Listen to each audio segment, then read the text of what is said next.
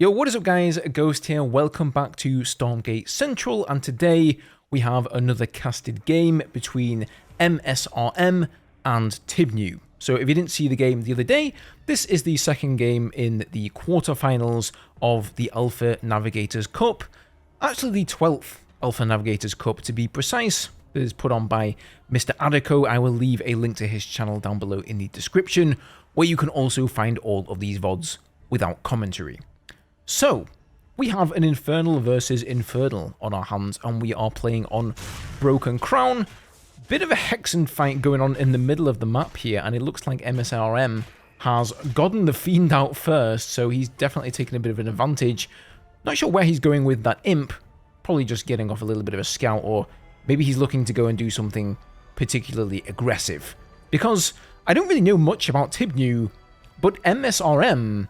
he's been around playing StarCraft, like he's a Zerg player, and he's been around since 2014, and he is renowned as being quite an aggressive player. So, since he's an Infernal player in this game, I fully expect to see something similar out of him there. We do see the double conclave. Oh, yeah, there you go. That Imp was not just a scout, it's an Iron Vault. Double conclave for tibnew here. So as far as he knows, there is nothing weird going on. It's definitely very normal to have the Hexen poking in your base at the beginning of the game and getting off a little bit of a scout with the Skull of Shedder. Question is tibnew going to manage to scout this Iron Vault in time, or is he going to do what most Infernal players do and just throw down an expansion? So he does come and poke back in here again. I guess he wants to kind of distract him and just keep him on his toes. We don't see any units moving. Oh, wait a minute there. Yep, there's... oh, I see units on the minimap, boys. It looks like there are some brutes incoming. I think this is going to be a 3 brute push here. Is that 1, 2, 3 brutes? Oh, 4 brutes even. Oh boy, this is... and he's sending the Imp out to expand at the worst possible timing. Oh, tibnew. Oh man, I feel for you, dude. These gaunts are completely asleep. He doesn't even see the brutes coming yet. This is not looking good at all for him. He does throw down a Shrine Stone, but this is way too late, man. He didn't scout this in time, and that is the only way that you're going to hold this, I think. A bunch of Shrine Stones being thrown down now, but I guess he doesn't have the Animus for the top bar Shrine Stone to get an instant one. Yeah, this is looking pretty terrible. The Imps are running around here, but you know, they do have an attack. They could fight back, but they really aren't strong enough to fight back against brutes. Gaunts, maybe. Fiends, maybe. Definitely not brutes. And he's using the Skull of Shedder here, of course, to infect those Imps, making sure that he gains a few extra Fiends for himself. And you can see back home, he's not overcommitting to this, right? He's thrown down an expansion. He's just going to try and get ahead. He's not rallying more units than he needs across the map. He's basically going to say, okay, I'm ahead, and you know what? I'm going to get even more ahead. But I don't think he even needs to do that, because I mean, all the Imps are dead. This is GG. And okay, I guess it was a GG. No GG was called, but we're moving on to game 2 here on Lost Hope. And there's a good reason they call this map Lost Hope. It's because it's a 4-player map, and you never know where the enemy is. So both players are going to have to move out with their Hexens and the good old Skull of Shedder.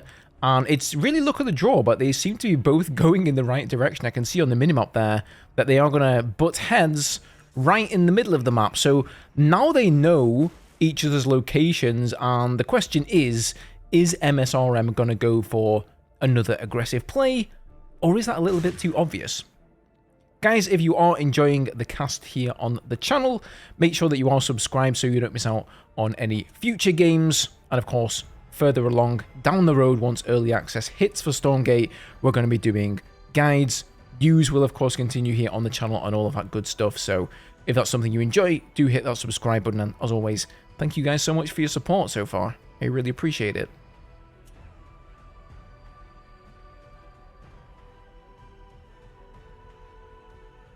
So double conclave here coming out of tibnew again. Iron Vault coming out of msrm, and he is moving straight out to take the observation tower. Are we going to see another proxy Iron Vault? Is he going to do the exact same thing again?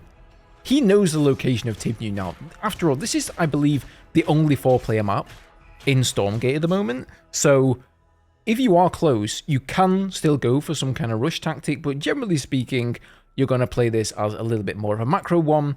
Tibnew's going out to expand here, so I wonder if msrm looks at that and says, oh right, you're expanding, are you? Maybe I'll go and rush you again. Just to see if you fall for it.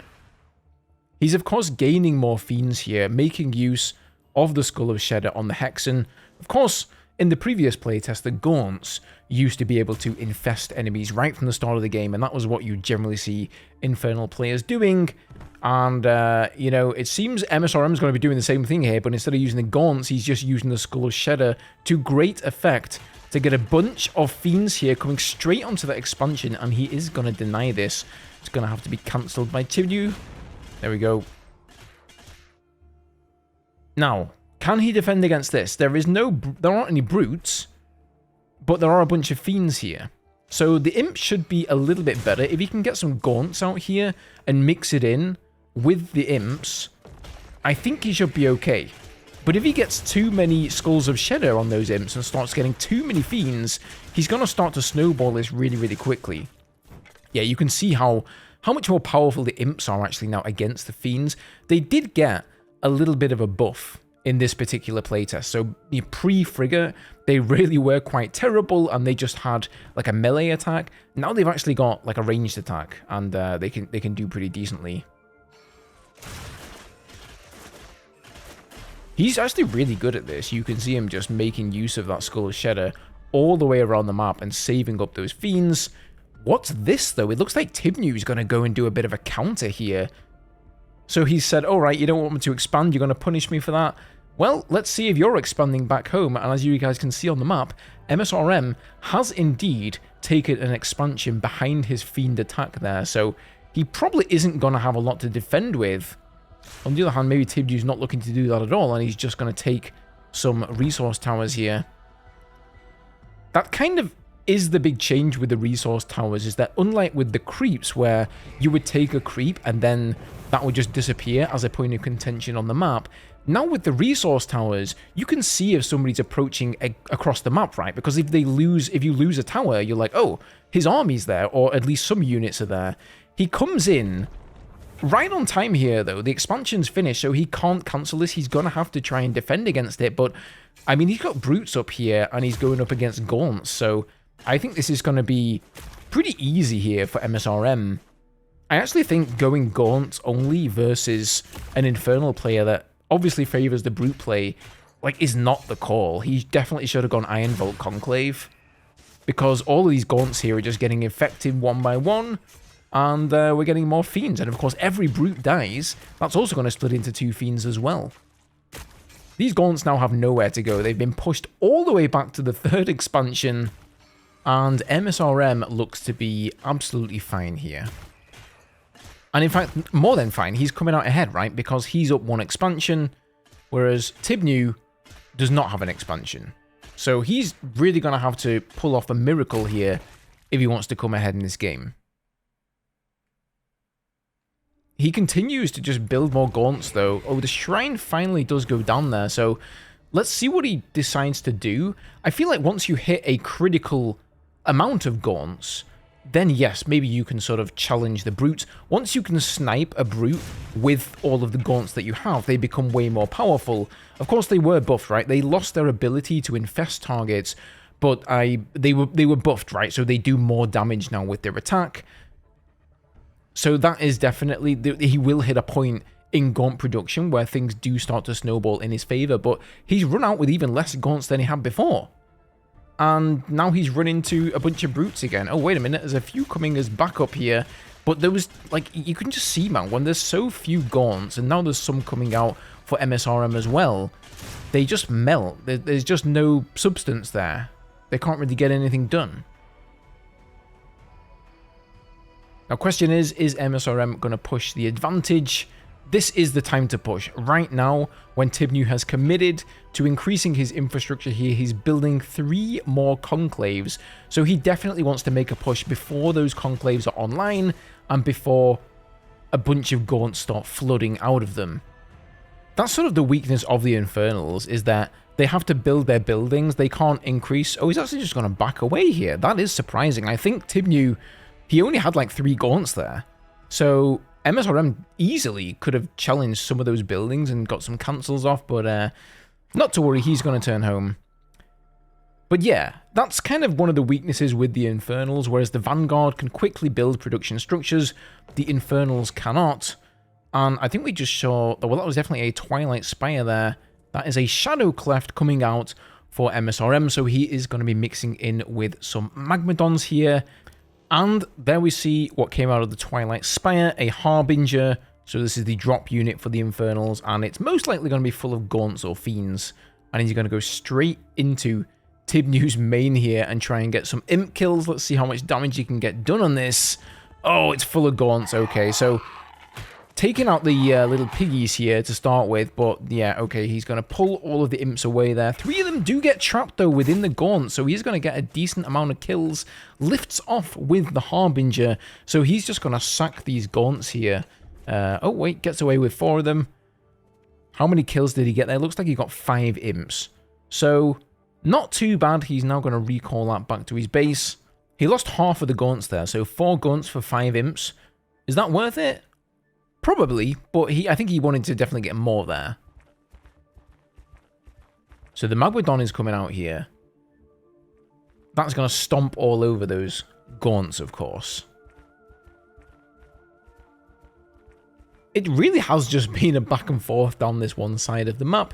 Neither player has decided to utilize the fact that this is a huge 4-player map to take like a sneaky expansion over on the right side. I feel that would be kind of easy to do because nobody's even bothered scouting over there. So just keep that in mind, guys, if you're a player on Lost Hope. That's a super easy tactic. tibnew's now coming in with a Harbinger of his own. Oh, and it just gets sniped there by that Shroud Stone, so unlucky tibnew. I don't think he managed to do anything with that. And msrm now coming in with his own Harbinger, gonna drop it on the Therium and see, oh, he's gonna get a couple of imps here at least. How many? We've only got a couple of Gaunts in the main to defend. Let's see how many imps he actually gets. That's 3, 4, 5. That was, oh, wait, he gets away with, is that 2? Okay, he got away with 2 Gaunts there, so again, even though these trades aren't that great mineral for mineral, like Luminite for Luminite, Therium for Therium, he's still being an absolute pain, and we have to remember as well that msrm, behind this, he's gotten up his 3rd in the corner. That shrine is now up and running, he's getting extra Therium, he's getting extra Luminite, and tibnew is still just running on 2 bases, and we're almost at 10 minutes in the game, which is not really that common when we're talking about Infernal players here. msrm is now going to back out, and I guess he's just going to come in with a bunch of Magmadons here? Because tibnew still hasn't gotten up to tier 2 yet. And that indeed seems to be exactly his plan. Oh, he's going to go through the trees, is he? Yeah, that's a smart move. So this map is kind of interesting because you have this little closed off base with 4 different expansion areas, including the main one. You can go up there to that expansion, and there is this ramp here that now leads up into the main, and this is where he's going to come in, and it looks like he's going to strike a final blow, spreading things out here, making sure he doesn't get killed by any kind of spread or any splash damage, but all tibnew still has here are a bunch of Gaunts to defend, and that is going to be GG. tibnew taps out, and it looks like msrm is going to go on and face Mixu in the semi-final. The next game is going to be between an Infernal player, Snockstar, against a Vanguard player, Captain Alex. That one should be up soon on the channel, guys, so make sure you are subscribed if you want to see the rest of this tournament. Thank you guys, as always, for watching, and I'll see you all in the next one.